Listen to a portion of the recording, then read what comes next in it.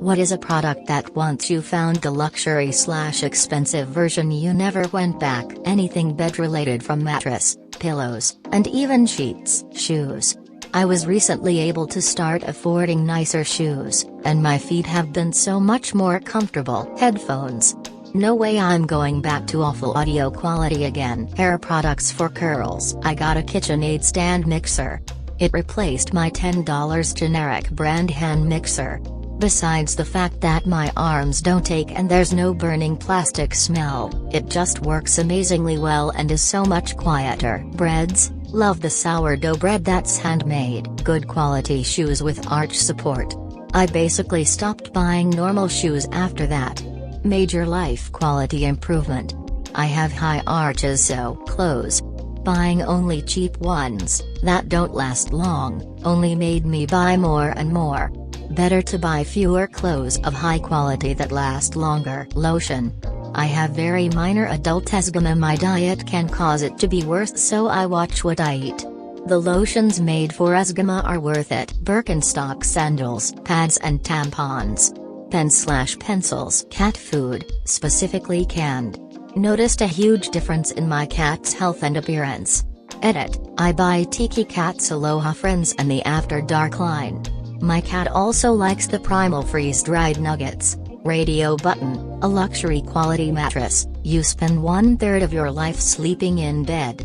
Money well spent. Radio button, a nice leather jacket. A quality leather jacket will stay with you for decades. Radio button, regular massages, worth every penny in my opinion, especially if you're like me and get horrible knots constantly. You can usually find good deals on Groupon. Radio button, Charmin toilet paper. I will only use Charmin. The cheap stuff just sucks. Radio button, good healthy food. I never regret spending more money on high quality organic food. It just tastes way better, and eating healthy is one of the most important things you can do for yourself. Fast food makes me feel like, honestly, so many things. Once I started to be able to afford the nicer version of things, I realized why they actually are expensive. Skincare that works, food that tastes good and real, laundry detergent that actually cleans and doesn't irritate my skin, shoes that last longer than one season, clothing that didn't fall apart after a couple washes, yarn that feels nice to touch, dog food that makes my girl's fur shine, tissues that don't irritate my nose, less body pain from sleeping. The list goes on and on. Hairdryer, crying face. I have curly hair and splurged on a Dyson during a sale. I used to exclusively air dry because other dryers would destroy my hair, but since using the Dyson I have never had my hair diffuse more beautifully. Like the curls, immaculate, springy, shiny. I choose using my hairdryer 9/10 washes now. I'll air dry over using other dryers too if I don't have the Dyson dryer with me. For me, I've decided that I don't have to wait until something completely breaks to replace. I just moved to a home with an upgraded kitchen and didn't realize how low quality the stove was at my last house. I thought it was fine, it wasn't broken, but things cook so much better in the oven and the stovetop boils so much faster that I'm upset I didn't ever consider upgrading before. It's hard to recognize the trade-off in replacement cost, or selling the old one, and the quality of life improvement. But I'm willing to let myself spend for better quality experience now. Hair products. I hated my hair for the first 26 years of my life. Over the last 2 years I've finally started investing money into salon-grade products, and my hair is now one of my favorite physical features of myself. Worth every penny I spend on the upkeep. Butter and olive oil. Soy sauce. I still use cheap soy sauce, by which I mean stuff that's still $10 a bottle, for marinades and stuff, but some high-quality aged soy sauce? Worth every penny. Foundation, sunscreen/face serum. Running shoes, not Prada, just proper running shoes. Dog shampoo, human, conditioner. Makeup.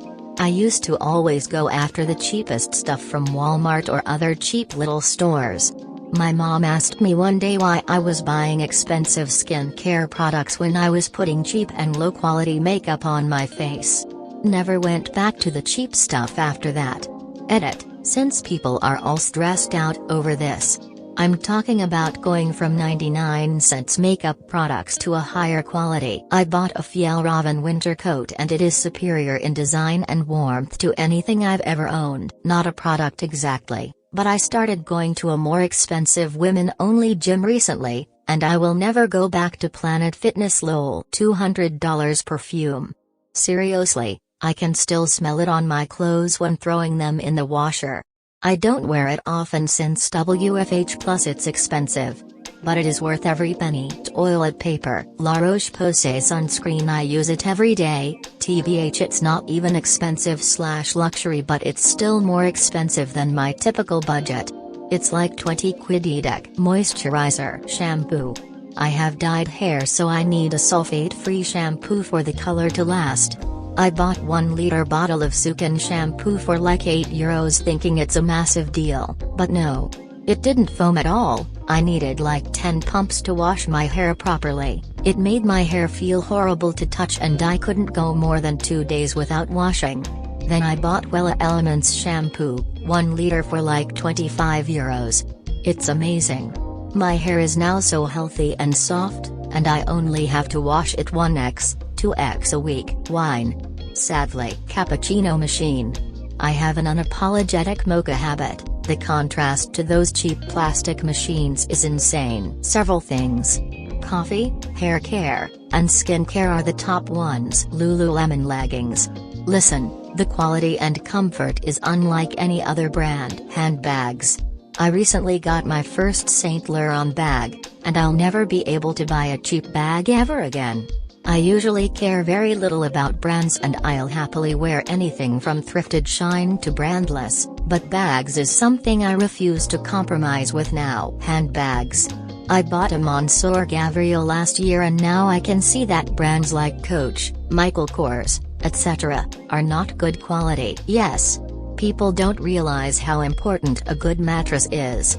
You should absolutely wake up the next day feeling well rested and your back shouldn't hurt.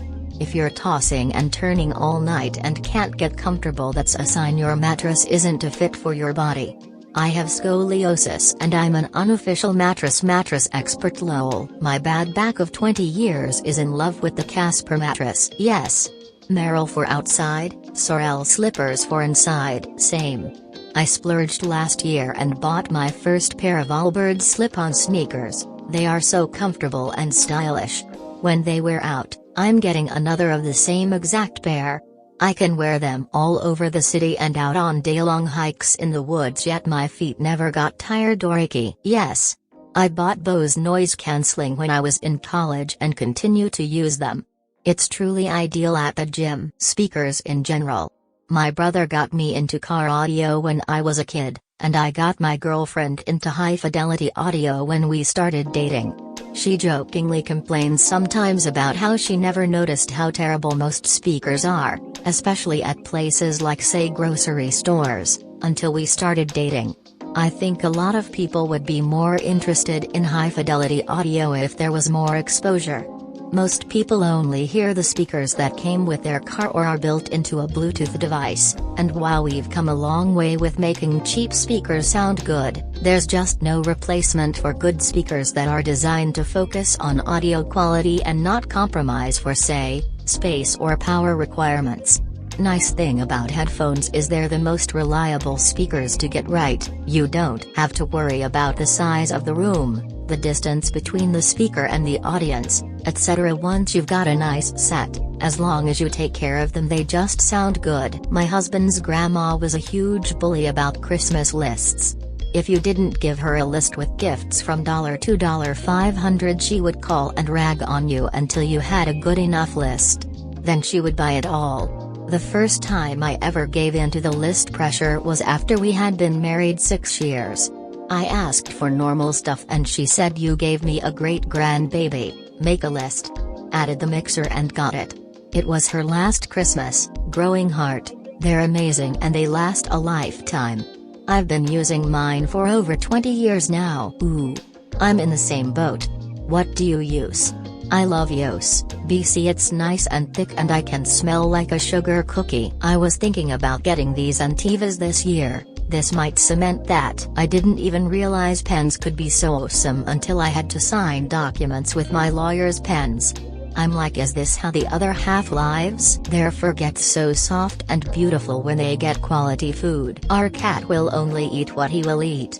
We have tried every single brand from the cheapest tone brand to the most expensive. He turns his nose up at most, nibbles at some, has settled on an upper mid-range brand as the chosen one, but only the ones in gravy, not the runny gravy though, not big chunks but not shredded, and definitely not the soup because that's too much gravy to meat ratio.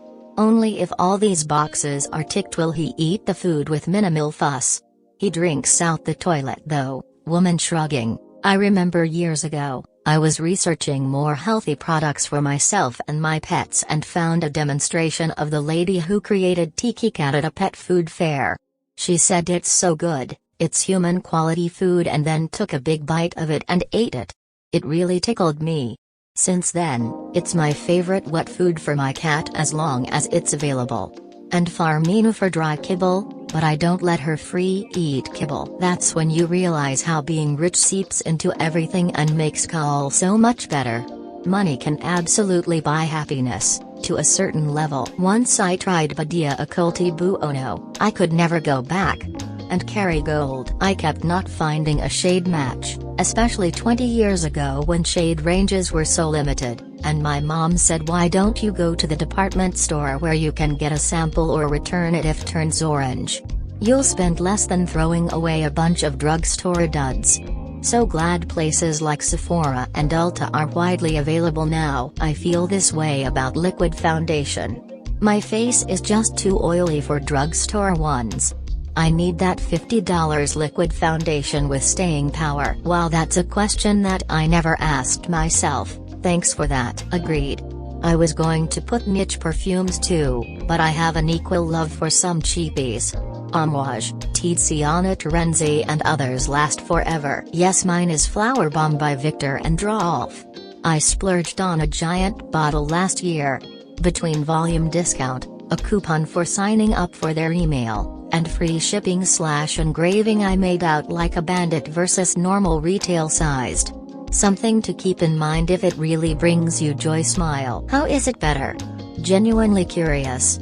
I wear head to toe Adidas and I find it so comfy.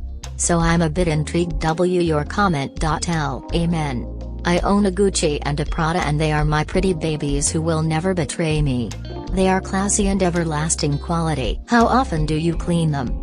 I want to use headphones for the gym, but it seems like they'd get sweaty and gross quick. I was my grandmother's baking buddy as a kid and eventually she ended up moving in to help my parents with my sister and I. We always used the Kitchenaid mixer when baking stuff, so in my head it was always her mixer, as that's the only thing that made sense. After she passed, my mom redid her kitchen and decided to buy a new stand mixer. Mom wanted a colorful one versus plain white, and I asked what she was going to do with grandma's old one. Found out in my early 30s that was never my grandma's mixer. Apparently it was one my mom had received as a wedding gift and then only sort of used. Then my grandma had moved in and it became associated with her. My mom let me have grandma's mixer, and I'm still using it to this day. That mixer will turn 40 next year and it still works perfectly. What a great memory. May her memory be a blessing and you remember her every time you use it. I got my grandmother's old car mixer. It's absolutely one of my prized possessions.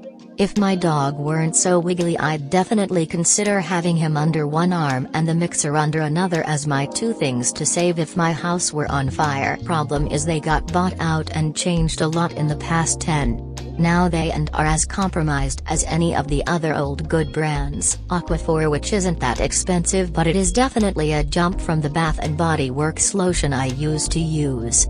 They have lotion formulated for eczema and consistent use has kept mine in check. If you're feeling rich, try the rolled Amish butter. Safeway usually has it. It's so much richer than Kerrygold. We buy the 2 pounds roll and split into 4 ounces bars and freeze. I've noticed that it often stays on better and the product itself is smoother. I feel like the cheap stuff is clumpy and doesn't go on as evenly because skincare and makeup are different things. There are no active ingredients in makeup and there is nothing in drugstore makeup that's going to be worse for you than high-end. Seriously. If you think you're suddenly going to have better skin and better application because you've spent more money, you've just fallen for the marketing. Spend some time on YouTube and find out what products will and won't work for you. There are plenty of terrible high-end products and plenty of great drugstore ones.